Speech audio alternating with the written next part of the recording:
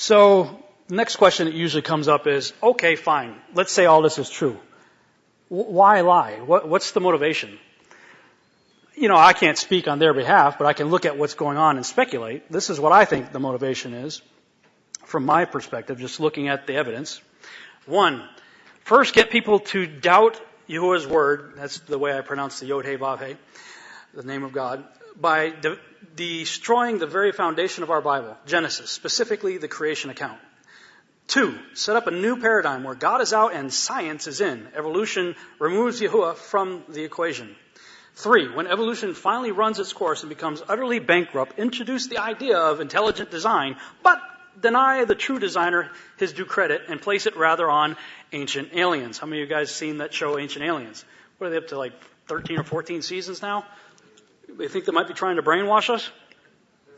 Four, promote the ancient alien theme as much as possible in all forms of media by perpetuating the concept of Earth as a tiny blue marble orbiting an average sun in an average galaxy among trillions of other galaxies in an ever-expanding universe.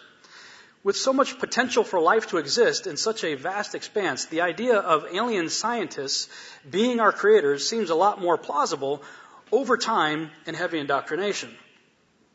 Five, the stage is set for our alien creators to return and bestow upon us their miracles, signs, and wonders in order to convince us all the more that all religions are false. We then put our trust in them. Finally, when Christ does return, we are all convinced that he is the enemy, and our united world gathers together to make war with him. Now, here's a little video that I put together talking about the idea of alien disclosure. How many of you guys have been kind of following the UFO scene for a while now? You know it's picking up. More and more UFO sightings are happening all over the world. And you got people out there like Dr. Stephen Greer talking about alien disclosure and that it's imminent. But he started to change his tune a little bit.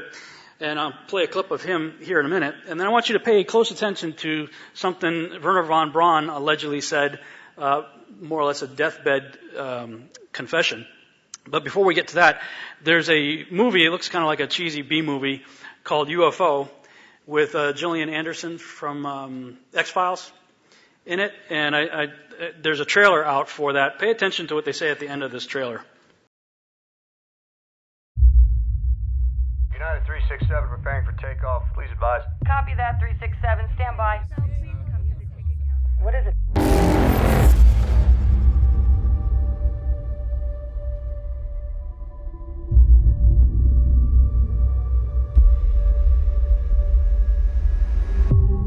What the hell is that?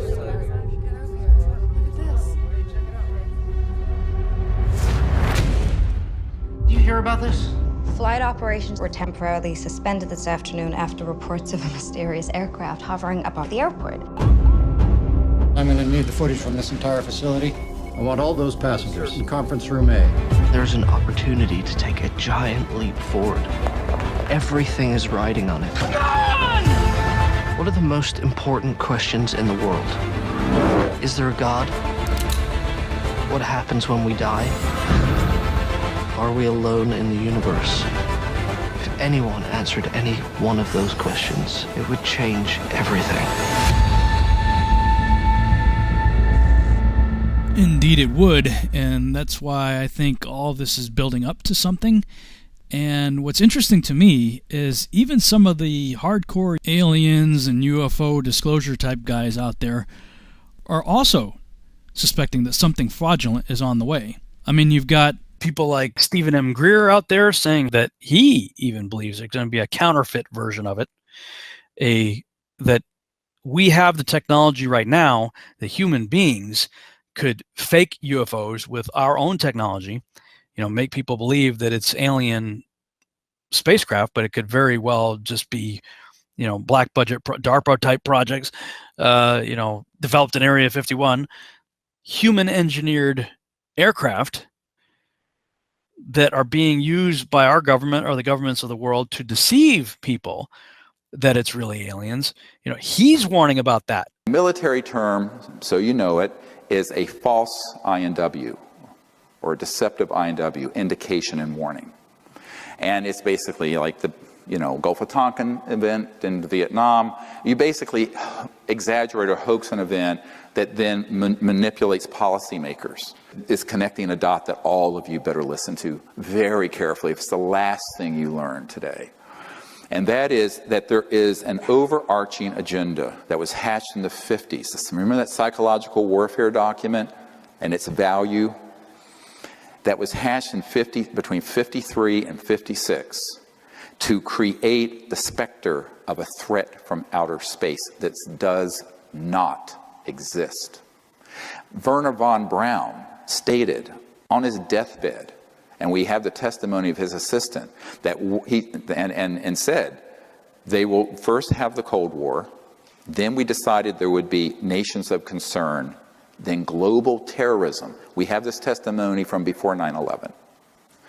Then that would be followed by threats from outer space. They'll start talking about asteroids and things of this sort, but the ultimate one they're going to play is the alien threat, and it's all a lie, and it's all a hoax.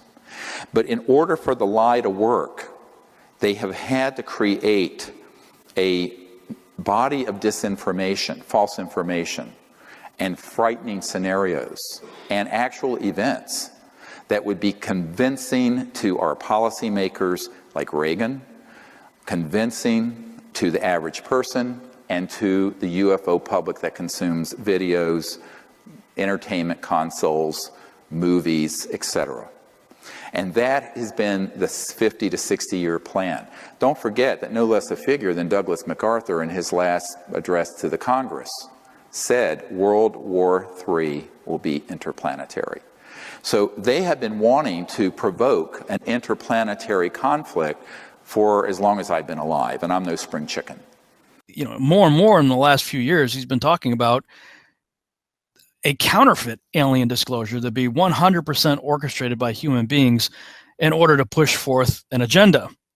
Now, of course, he's not a flat earther. He believes in the spinning globular Earth model and that there are ancient aliens out there, and he believes we need to reach out to them and, shake their hand and say, hey, let's be friends, and all that good stuff. But the thing about flat Earth that really intrigues me is it nullifies all of it. If we're in a terrarium, well, there's a creator. And so if there's a creator, then immediately evolution is demolished, and the whole notion of ancient aliens goes out the window too, because everything above us is way closer and way smaller than what we've been taught. But if you go back and listen to what Stephen M. Greer was saying, he made reference to the testimony of Dr. Carol Rawson. And, it's important to point out that this interview was done prior to 9/11/2001. Listen to what she has to say. When I was a corporate manager of Fairchild Industries in 1974 through 77, I met the late Dr. Wernher von Braun in early 74. At that time, von Braun was dying of cancer, but he assured me that he would live a few more years in order to tell me about the game that was being played, that game being the effort to weaponize space, to control the Earth from space and space itself. Von Braun's purpose in life during the last years of his life, his dying years, was to educate the public and decision makers about why space-based weapons are a dumb, dangerous, destabilizing, too costly, unnecessary, unworkable, undesirable idea. The strategy that Wernher von Braun taught me was that first the Russians are going to be considered to be the enemy. In fact, when I met him in 74, they were the enemy, the identified enemy. We were told that they had killer satellites. We were told that they were coming to get us and control us, the dirty commies, that whole story. First, the Russians were the enemy against whom we're going to build space-based weapons. Then terrorists would be identified, and that was soon to follow. We heard a lot about terrorism. Then we were going to identify third world country crazies. We now call them nations of concern. But he said that would be the third enemy against whom we would be needing to build space-based weapons. And the next enemy was asteroids. Now at this point, he kind of chuckled the first time he said it. Asteroids, against asteroids we're going to build space-based weapons. So it was funny then. And the funniest one of all was against what he called aliens, extraterrestrials. That would be the final card. And over and over and over during the 4 years that I knew him and was giving his speeches for him, he would bring up that last card. And remember, Carol, the last card is the alien card. We're going to have to build space-based weapons against aliens, and all of it, he said, is a lie. Well, at the time, I kind of laughed when he said asteroids, and when he said extraterrestrials, I knew I wasn't going to deal with that subject. And now we hear in the news just today, this week, that they've slid in another enemy. Only this time we're going to protect our satellites. In other words, we have to have some reason to spend these trillions, to waste these dollars on a space-based weapon system, and they're all lies. And I will testify before the Congress under oath about everything I have said and more. Thank you. So, I mean, we can take it or leave it. I don't know what to make of this. I certainly don't trust Wernher von Braun. This person seems to be a credible person. She's giving a testimony that, I mean, we can only assume is true unless proven otherwise. But what if Wernher von Braun at the end of his life was making a confession of sorts and trying to warn her and telling her to tell everybody else, and, perhaps warning others that, look, what's coming, whatever it is that they may have had information or been privy to, is fake. It's a fraud. It's not real as it pertains to visitations from outer space. I mean, maybe there's a good reason why he had whoever he left behind after he died had them put Psalm 19:1 on his tombstone, of all things, and for Wernher von Braun of all people, right? Psalm 19:1 describing the firmament. It's definitely one of those things that make you go, Once again. Why is all this happening now? Why is Flat Earth coming out at this time, of all times, 21st century, right? I really do believe that there is a great deception that's coming our way. And when you look at all this, and all my other research dealt with aliens and all that kind of stuff, and my opinion of that is that we're dealing with fallen angel entities, demonic entities, Nephilim, and things of that nature. That something's coming. It may be that we're going to wake up one day and there will be, like Independence Day, mile-wide spaceships parked over cities sometime. And what's that going to do to everybody's faith? The thing about Flat Earth is it nullifies all of it. It makes all of it ridiculously impossible. There are no other worlds, and if there are no other worlds, then there are no other aliens. So that's my opinion as to why this is coming out at this time. Something may be happening. If you scoff at the idea of mile-wide spaceships parking over cities, that's stupid, Rob. That's just Hollywood. Oh yeah, talk to the people who live in Stephenville, Texas, when one parked over their city, back in, I forget what it was, 2008 or something like that. You could look that up. Things have happened. Things are going to happen. And for me, when I'm trying to navigate in a sea of lies, the only anchor that I have is the Bible. And we'll talk about it tomorrow.